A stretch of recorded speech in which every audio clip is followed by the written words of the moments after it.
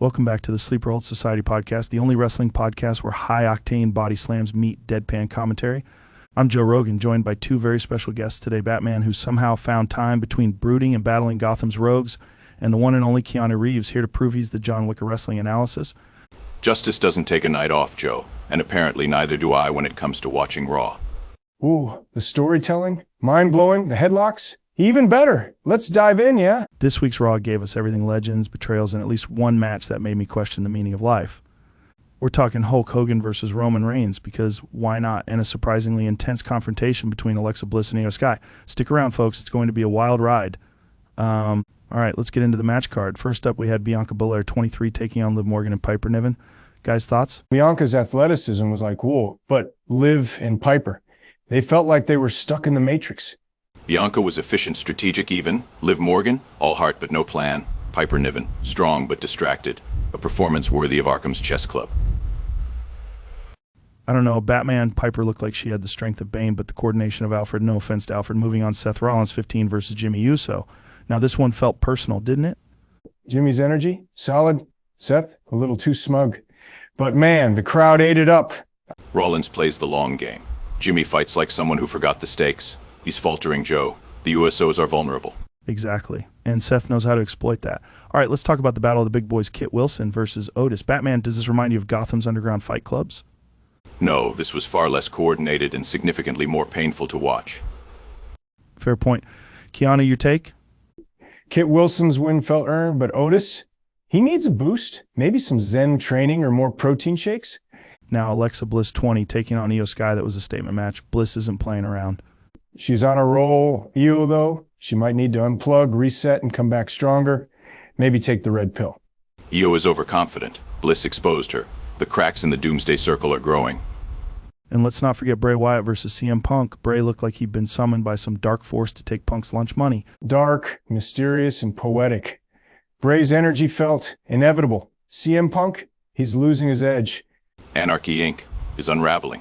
Punk's leadership is questionable, and Bray's chaos thrives on that. Last but definitely not least, Hulk Hogan versus Roman Reigns. Hulkamania versus the Tribal Chief. I mean, where do we even start? Hogan's charisma still hits hard. Roman? He's lost some of his invincibility. Roman needs to adapt.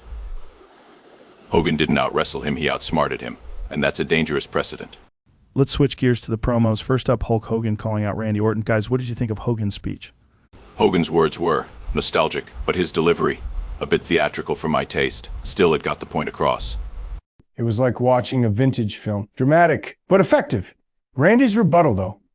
Randy Orton on the Titantron, smirking like a guy who just won at poker. Pure gold. Next, CM Punk backstage with Anarchy Inc. Was that a meltdown or strategy? Punk's frustration is real. He's either planning a coup or about to lose everything. Both outcomes are intriguing. It felt raw, authentic. But yeah, the cracks are showing. I'd say the writing's on the wall. And finally, Io Sky getting called out by Dakota Kai. That was awkward enough to be real. Batman, does this remind you of Gotham's crime families? Yes, when leadership falters, dissent grows. Dakota's words were a declaration of intent. The Doomsday Circle is unstable. Chaos breeds opportunity, man. Dakota might be ready to step up. Or implode the whole thing. Either way, it's great TV. All right, time to talk factions, because let's be honest, wrestling without factions is like Gotham without Batman, just a chaotic mess without a brooding figure to keep it in check. Factions bring order to chaos, Joe. But they're also breeding grounds for betrayal. Trust me. It's all about loyalty, until it's not. Let's start with the Doomsday Circle. Bray Wyatt, Piper Niven, Dakota Kai, and Psycho Sid, an eclectic group if I've ever seen one. This week, they're showing cracks. Io Sky's loss to Alexa Bliss didn't help their mystique, and Dakota Kai's little jab at Io backstage, that was some real Mean Girls energy. Doomsday thrives on fear, but Dakota's questioning Io's leadership. If Bray doesn't step in, this group may implode faster than Gotham's criminal alliances.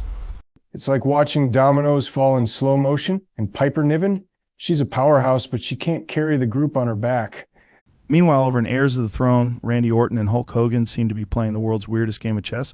Hogan's promo was vintage, but Randy's smirk in response. That man's playing the long con, and I'm here for it.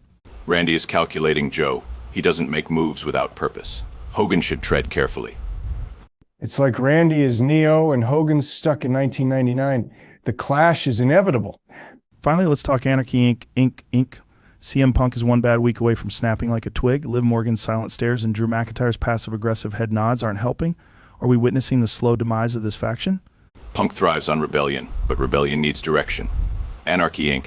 is rudderless, and the sharks like Bray Wyatt are circling. Deep, but yeah, Punk's losing the plot. Drew McIntyre might be the guy to take control. Or the guy to swing a chair at Punk. Either way, this faction is on borrowed time. All right, let's dive into the main event, Hulk Hogan versus Roman Reigns, or as I like to call it, the clash of the overhyped entrance themes. Whoa, Roman's theme is epic, but Hogan's real American. It's like the OG banger. The entrances were the real battle here. Roman's was commanding, Hogan's was nostalgic. Together, a spectacle. The match itself was something. Roman's early dominance, classic tribal chief, but then Hogan hulks up, hits the big boot, and we're suddenly back in 1987. Hogan's leg drop, though. It felt like a glitch in the Matrix. Roman sold it like he got hit by a bus. Roman underestimated Hogan. It wasn't about technical skill, it was about Hogan's ability to manipulate the crowd and the moment. And let's not forget the post-match drama. Randy Orton on the ramp, slow clapping like a Bond villain. Is there anyone more infuriatingly cool than Orton? Not a chance. That dude's ice cold. Orton's presence changes the game. Hogan's victory over Roman might boost his ego, but Randy is always 3 steps ahead. And I'll say it, Roman's not looking as invincible as he used to. The cracks are showing, and Backlash could be the place where everything falls apart. Speaking of Backlash, we're just 20 days away. Let's speculate, shall we? First up, Hulk Hogan versus Randy Orton feels inevitable. Who takes it? Randy. Hogan's nostalgia can only carry him so far. Orton's strategy... Unless Hogan pulls out some, like, Hollywood magic. Never underestimate a guy who survived the 80s. Fair point. Meanwhile, Bray Wyatt versus CM Punk is brewing. Is Punk even ready for this level of chaos? He's not. Bray's operating on a whole different wavelength. Punk's better off regrouping with Anarchy Inc. Punk won't retreat. He'll fight. But Bray thrives on broken minds, and Punk's psyche is fragile right now. Then there's Io Sky. Will Dakota Kai turn on her before Backlash, or do they implode on the night? Implosion at Backlash. It's the most dramatic outcome, and WWE loves drama. Drama makes the world go round. Or at least Raw. Finally, what about Bianca Belair? Is she heading for a title shot, or is this just a slow build to something bigger? She's ready for the spotlight. Whether it's the title or not, Bianca's got the momentum. Bianca is strategic. She'll pick her moment and her opponent. All right, folks, let's jump into the fan QA. You guys never disappoint. First up at Suplex Master 9000 asks, will CM Punk finally win a big match at Backlash? Short answer, no. Long answer, also no, but WWE will give him a heartfelt promo segment afterward to keep the illusion alive. Punk's road to redemption is paved with chair shots and disappointment. It's the narrative WWE thrives on. Heavy. But yeah, I don't see it happening either. Punk's great, but Bray Wyatt is otherworldly. Moving on at Tag Team Dreamer writes, do you think Pretty Deadly will ever get serious title shots? Look, they've got the talent, but the gimmick is still leaning a bit too far into Zoolander territory. Give them a couple more solid wins, and they'll be in the mix. Totally. They've got the style, but they need to prove they can back it up in the ring. Fashion doesn't win championships. Pretty Deadly's strength is their unpredictability. But the moment they get serious, the tag division will take notice. At Chokeslam City asks, who's the most underappreciated wrestler on Raw right now? Easy. Piper Niven. She's out here crushing people like they're made of paper, but the spotlight keeps skipping her for WWE. Give her a real feud, please. Absolutely. Piper's a powerhouse. She's got the potential to shake things up in the women's division. Strength alone isn't enough in WWD. She needs a defining moment to truly stand out. All right, last one. At Heel Turn 1 asks, do you think Randy Orton will betray Hulk Hogan before Backlash? Is this your first day watching wrestling? Of course he will. It's Randy Orton. Betrayal is his love language. Couldn't agree more. Hogan's going to be RKO'd into next week. Randy strikes when you least expect it, which is ironic because we all expect it. All right, that's all we've got for the QA. Keep sending your questions, folks. We love the chaos. And that's a wrap on this week's Sleeperhold Society podcast. What did we learn? Factions are crumbling, Bray Wyatt is terrifying, and Orton is, as always, a snake in the grass. Whoa. Deep. Next week, we'll bring new challenges, betrayals, and possibly more leg drops. Be prepared. Make sure to subscribe and drop your wildest predictions for Backlash in the comments. Who knows, maybe you'll be the one to call the next shocking heel turn, or just tell us how much you hate Hogan's mustache. Either way, we're listening. And remember, wrestling is like the ultimate action movie, live and unscripted. All right, until next time, this has been the Sleeperhold Society podcast. Stay sharp, stay sleepless, and stay out of Randy Orton's way. Later. These are wets.